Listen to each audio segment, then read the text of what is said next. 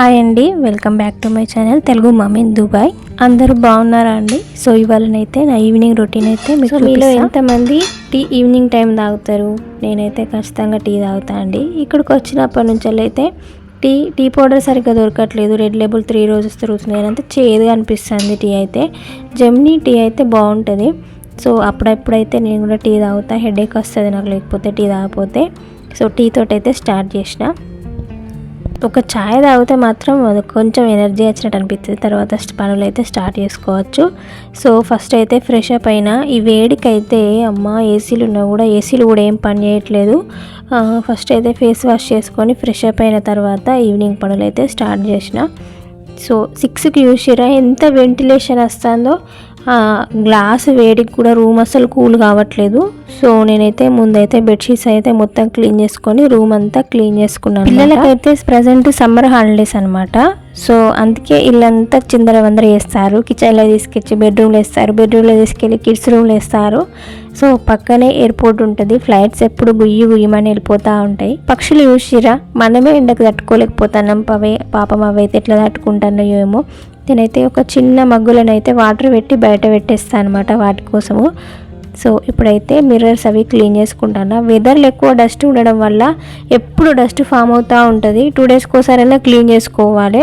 ఈ TV table మీదనైతే పిల్లలు ఏందో బౌల్స్ తీసుకొచ్చి పెడతా ఉంటారు. ఏమో అన్నీ తీసుకొచ్చి పెడతా ఉంటారు. కొంచెం పిల్లల హెల్ప్ కూడా తీసుకుంటాను నేను. వాళ్ళని అక్కడ సెట్ చేసి పెట్టుకోవాలనేసి. ఈవినింగ్ టైంలో మార్నింగ్ ఎంత వాళ్ళు ప్లే చేసినా కూడా ఈవినింగ్ టైంలో కొంచెం క్లీనింగ్ ఉంటేనే మంచిగా అనిపిస్తుంది, ప్రశాంతంగా అనిపిస్తుంది. రూమ్ క్లీన్ లేకపోతే అంత ఏదో అనిపిస్తూ ఉంటుంది.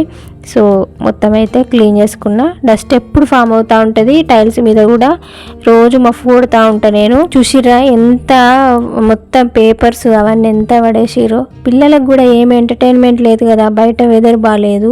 60 degrees ఎండలలో పిల్లలు బయటకేమి వెళ్తారు. ఇక ఈవినింగ్ టైంలో అట్లా కాసేపు బయట ఆడుకుంటారు. కానీ ఇక వాళ్ళకి కూడా ఎంటర్టైన్మెంట్ కోసము పేపర్స్ అవన్నీ కట్ చేసుకుంటూ పడేస్తూ ఉంటారు. సో డిన్నర్ కోసం అయితే నేను దొండకాయ కర్రీ ప్రిపేర్ చేస్తున్నా.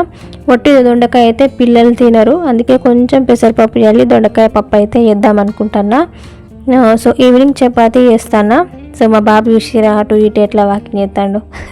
సో ఇక్కడ నేను చపాతీ కోసం అయితే గోధుమ పిండి తీసుకుంటాను. ఇక్కడ నేనైతే అన్ని రకాల గోధుమ పిండిలు దొరుకుతాయి. ఆశీర్వాద్ అయితే కొంచెం సాఫ్ట్గా వస్తాయి కదా, ఆశీర్వాద్ అయితే తీసుకుంటాను నేను. 5 kgs తీసుకుంటే మాకు 1 month వస్తుంది. సో ఈవినింగ్ టైంలో ఎక్కువ చపాతీ ప్రిఫర్ చేస్తాము, చపాతీ తింటాం. మార్నింగ్ అయితే రైస్ తీసుకుంటాము. ముందుగా నా ఒక రిక్వెస్ట్ అండి, మీరు ఎవరైనా నా ఛానల్ని కొత్తగా చూసినట్లయితే please like, share and support చేయండి. మీ సపోర్ట్ ఎప్పుడు నాకు ఇట్లనే కావాలని కోరుకుంటాను నేను. సో చపాతీకి అయితే డో తయారు చేసి పక్కనే పెట్టేసుకున్నా. ఈలోపు దొండకాయలు చూసిరా, నేను వెజిటబుల్ మార్కెట్కి వెళ్ళి తీసుకొచ్చుకున్నాను అనమాట. అందుకే అంత ఫ్రెష్ ఉన్నాయి. మనం ఆర్డర్ పెడితే అంత ఫ్రెష్గా ఏముండదు. మార్నింగ్ టైంలో ఆర్డర్ పెట్టుకుంటే బాగానే ఉంటుంది. సో ఇప్పుడైతే చూసిరా, ఇది మా హస్బెండ్ తీసుకొచ్చారు కునాఫా చాక్లెట్స్. అప్పట్లో ట్రెండింగ్ ఉండేది కదా 2-3 months బ్యాక్. అయితే కునాఫా ఎక్కడ చూసినా అవే. సో స్మాల్ పీసెస్ తీసుకొచ్చి పైన చాక్లెట్ వస్తుంది, లోపల మధ్యలోనేమో పిస్తాచు ఫ్లేవర్ వస్తుంది అనమాట. బాగానే ఉంది, కొంచెం క్రంచీ ఉంది లోపల, పైననేమో సాఫ్ట్గా ఉందన్నమాట. ట్రై చేయొచ్చు. సో ఇప్పుడైతే దొండకాయలు అయితే కట్ చేసుకొని కర్రీ అయితే మనం ప్రిపేర్ చేసుకుందాము. ఏంటో ఈ కిచెన్లోకి రావాలంటేనే కొంచెం భయం వేస్తుంది. ఎందుకంటే బయట వెదర్ ఎక్కువ వేడి ఉండడం వల్ల లోపల హ్యూమిడిటీ అన్నమాట. మనం ఇక తట్టుకోలేము. ఒక 20 minutes ఉన్నామంటే మొత్తం ఇక చెమటలతోటి అంత ఉబ్బరిపోసినట్టు అయిపోయి కింద మీద అయిపోతుంది, బీపీ డౌన్ అయినట్టు. మళ్ళీ ఒకసేపు ఏసీలో పోయి మళ్ళీ ఒక 5 minutes అట్లా కూర్చొని మళ్ళీ కిచెన్లోకి రావడం అట్లా అయిపోతుంది అనమాట. అంత ఘోరంగా ఉంటుంది సిచ్యువేషన్.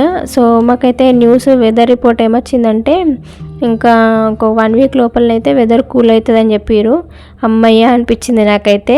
సో ఇప్పుడు దొండకాయ కర్రీ కోసం అయితే నేనైతే తాలింపు పెట్టేసుకున్నా. ఎల్లిపాయ, ఆనియన్స్, కొత్తిమీర, కరివేపాకు అన్నీ వేసి తాలింపు పెట్టేసి. పిల్లలు కూడా ఇంట్లోనే ఉంటారు కదా సమ్మర్ హాలిడేస్లో. సో ఏదైనా స్నాక్స్ చేద్దాం పిల్లలు తింటారు అనేసి అనుకుంటే ఈ వేడికి చేయడానికి ధైర్యమే అస్సలేదు అసలు.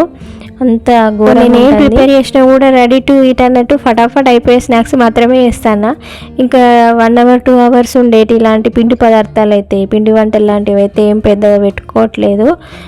ఎందుకంటే మన హెల్త్ కూడా ఇంపార్టెంటే కదా, మనం ఇంకేదో అయితే అన్నట్టు అట్లా నేను అవేం పనులు అయితే పెట్టుకోవట్లేదు ఈ మధ్యలో. చూద్దాం 1 వీక్ తర్వాత ఎండలు తగ్గుతాయి అంటారు కదా. సో చపాతీ కోసం అయితే నేనైతే ప్రిపరేషన్ అయితే చేసుకున్నా. సో చపాతీలు అయితే చేసుకుందాం. సో ఇట్లనైతే 1 by 1 నేనైతే చపాతీలు అయితే ప్రిపేర్ చేసి పెట్టేసుకున్నా.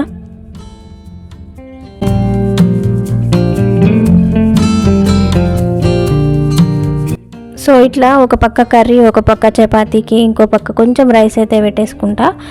తర్వాత కిచెన్లో ఇలా కుకింగ్ కాగానే బౌల్స్ కూడా క్లీన్ చేసి పెట్టుకుంటా. మళ్ళీ దానికోసం సపరేట్ రావడం అట్లా ఏముండదు. ఒకసారి కిచెన్లోకి వచ్చినామంటే 1-2 అవర్స్ లోపల మొత్తం పనంతా చేసేసుకుంటా. లేకపోతే చిరాకు అనిపిస్తుంది, ఊరికే రావడము, ఆ వేడికి మళ్ళీ ఇబ్బంది అనిపిస్తూ ఉంటుంది. సో ఈలోపు అయితే కర్రీ ఇట్లా రెడీ అయిపోయింది. దొండకాయలు లేతగానే ఉన్నాయి కానీ వాటిని మనం సిమ్లో పెట్టుకొని ఇట్లా ఆయిల్లో మంచిగా ఫ్రై అయిన తర్వాత కొంచెం పెసరపప్పు వేసుకొని, కొంచెం కారం వేసుకొని, కొన్ని వాటర్ పోసుకొని ఉడికించుకున్నాను అనమాట. సో ఇట్లనైతే కర్రీ అయితే ప్రిపేర్ చేసేసుకున్నాను అనమాట. సో ఈలోపు చపాతీలు కూడా వేసుకున్నా కదా, వాటిని కూడా మంచిగా కాల్చుకుంటున్నా.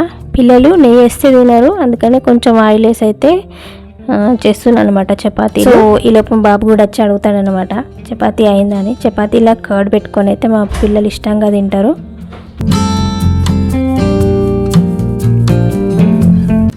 సో ఇట్లనైతే చపాతీలు విత్ కాంబినేషన్ దొండకాయ ఫ్రై అయితే చేసుకున్నాను అనమాట. కొంచెం పప్పు లాంటి కర్రీస్ అయితే బాగుంటుంది చపాతీలకి. దొండకాయ పప్పు, సొరకాయ పప్పు, బీరకాయ పప్పు ఇట్లాంటి కర్రీస్ అయితే బాగుంటుంది చపాతీ కాంబినేషను. సో ఇట్లనైతే నేను ప్రిపేర్ చేసి పెట్టి 4 బర్నర్ స్టవ్ ఉంటే ఇది ఒక అడ్వాంటేజ్ అనమాట. మనమైతే ఒకటేసారి అన్నీ టకాటకా పెట్టేసుకొని తొందరగా టైం సేఫ్ అయిపోతుంది. నాకు మార్నింగ్ బ్రేక్ఫాస్ట్ చేయడానికి, పిల్లలకి లంచ్ బాక్స్ ప్రిపేర్ చేయడానికి కొంచెం ఈజీగా అనిపిస్తుంది 4 బర్నర్ స్టవ్ వల్ల. సో ఇట్లా కర్రీ అయితే రెడీ అయిపోయింది. చపాతీలు కూడా స్టీల్ బాక్స్లో ఇట్లా పెట్టేసుకున్నా, చల్లారకూడదని, కొంచెం వేడిగా ఉంటాయి కదా.